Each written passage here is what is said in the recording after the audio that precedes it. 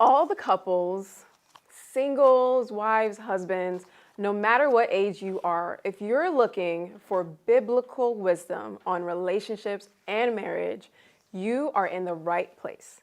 Welcome back to Insights with PT. I'm Anu, and we have the lovely It's in the house. and we cannot wait to dive in to more wisdom on marriage and relationships. But please note, this is not personal opinions, these are not trends, social media advice. This is strictly biblical principles, God's word on relationships and marriage. So make sure you put everything down, you lean in, and we hope that you grab something today. Okay, let's dive in. So, Pastor, you've had 36 years of marriage so far. I'm sure over the time you've built so much knowledge on how to handle marriage.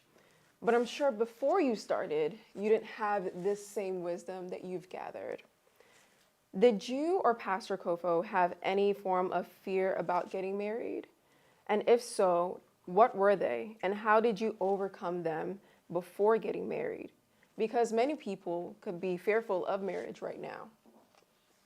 Yeah, I mean, before we got married, she said this, even after we've gotten married, that she was just not ready, for marriage. She was 25 when we got married, and I was 31. And she has said many times that if she had not been married to me, the marriage will have been over, because she just was not ready, and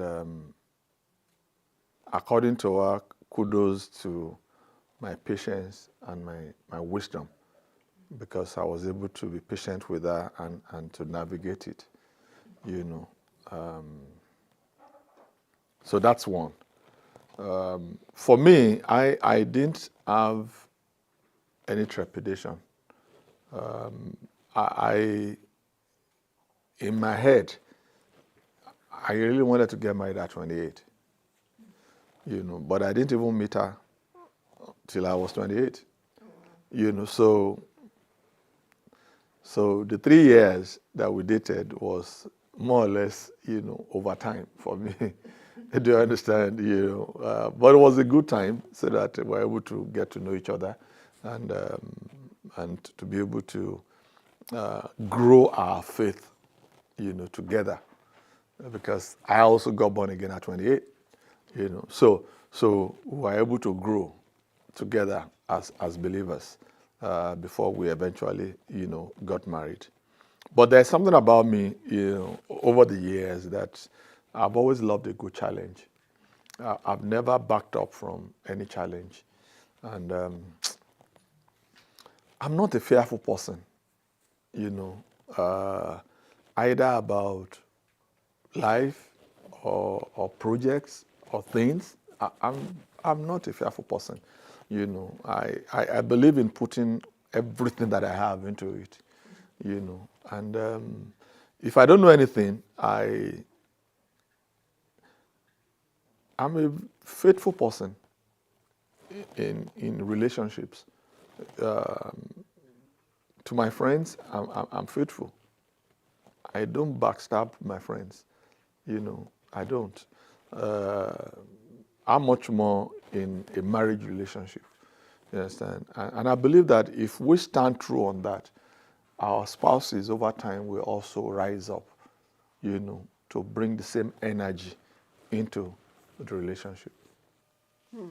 That is so true. And even when you're mentioning Pastor Kofo, she felt like she wasn't ready, right? And you had your reasons as to why you're ready to get into marriage. I mean, some people, they have a difficult time figuring out whether they're even ready for or to go into marriage and whether it's the right reason to go into marriage. It's such a difficult question. So what advice would you give to ensure that people get into marriage for the right reasons?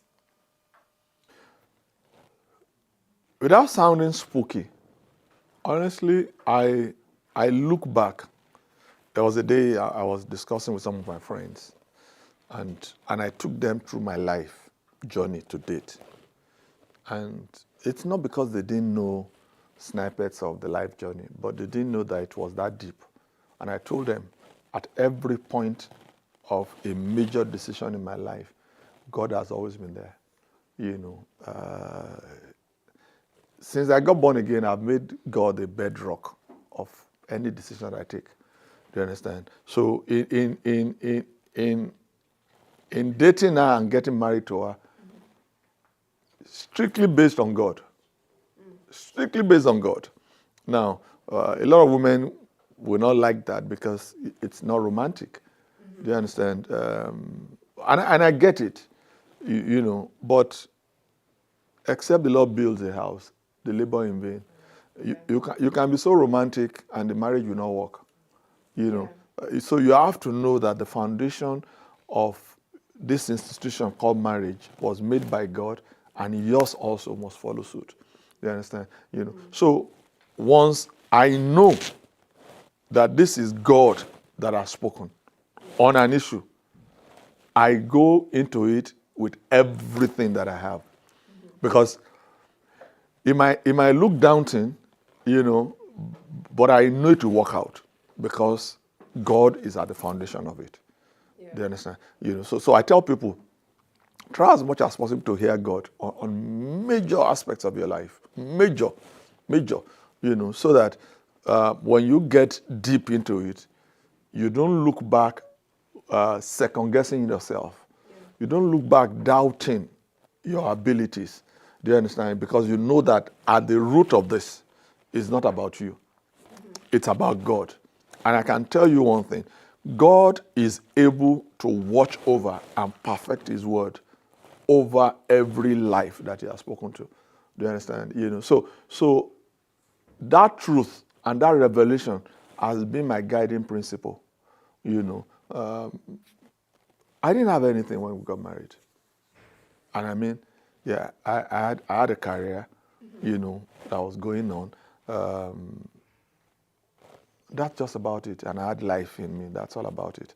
I didn't have anything, But I have seen marriage multiply me and added to me. That's why I'm saying to people that marriage is not to take away from you. Why do people get married and you want to take away from your spouse and you want to make her to be something that she's not? I don't understand. I don't understand that. Do you understand? Because you saw her like that. Do you understand? You saw her like that. Yeah. And that's some truth. I mean, some people, they have this idea of marriage. So when you talk about God, they may not understand, how God really plays into that bedrock of their marriage and how important that foundation is. So they just see, what everybody sees, social media, this is what people are doing, and that's the idea that they run with. But the aspect of covenant, the meaning of marriage, people don't know what that actually means.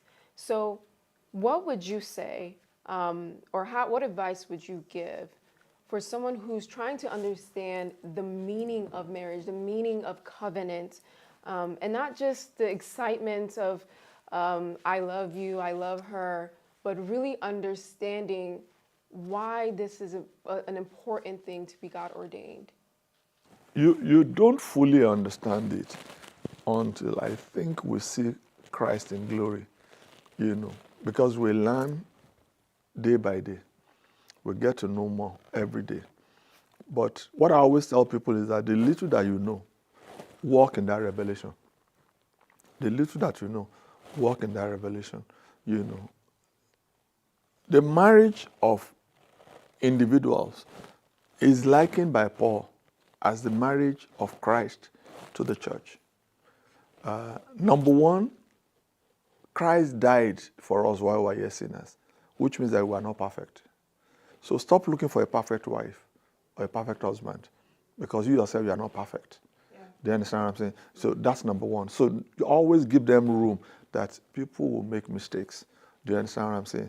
Number two, know that you are different. You are different, from each other. Do you understand? Now, when you know all these things and you relate it to the church, All the mistakes, that we make every day, God has not written us off. Yeah. So I'm amazed how people write off their spouses. Let our knowledge of Scripture help us in our marriage. Number two, which is a major thing for me, is that you must see your spouse as a human being like yourself. You must see your spouse as a fellow human being like yourself. Do you understand? The Bible calls us joint heirs with Christ. Do you understand? In a marriage relationship, you are both joint heirs.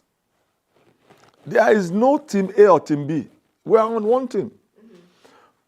Your idea of doing things might be different from mine, but we are one team. If you have an argument, nobody wins, nobody loses. What we are just saying is that can the better mind prevail or the better argument prevail? Because we are going to the same way. Yeah. If we leave Winsdom Road right now and we say to ourselves, we are going to Randastown, there are many ways that can lead to Randastown. Yeah. But the address has not changed. It's still Randastown we are going. Do you understand? But guess what? If you insist on going a particular way and then we meet the traffic there, then it might take us time to get to Randastown. But we're going to get there. We're going to get there. But if that thing that we're going to do in Randastown is time sensitive, which means the route of the traffic might not be the best route. Do you understand? So you might take another longer route, but that route will get you to Randastown faster than a shorter one that has traffic that is blocked. Do you understand? But does it change where you're going? No, it doesn't change it. The vision is still the same. Yeah. It's still the same family that is going. This is the problem that people don't understand. They are making marriage to be, it's either me or you. No. It's both of us together. If we disagree on how to manage our money, we both lose the money. Yeah. We both lose the money. So, don't let us fight about it. Let's take ego out of it. Yeah. Yes. If you take your wife as joint heirs, you treat her as you would treat yourself. Yeah. Do you understand? You respect her as you respect yourself.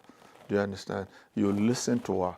It doesn't mean that every time you will do what he or she says, but at least you can still sit down and say, okay, let's talk about it. Let me even hear your opinion about this matter, and then we'll be able to, take it. But we learn every day.